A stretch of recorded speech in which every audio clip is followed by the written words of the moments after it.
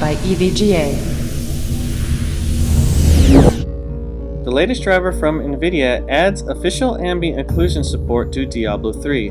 So let's talk a little bit about what ambient occlusion does. It mimics the way that light interacts with various objects, giving those objects a more realistic look. So let's take a look at some comparison pictures.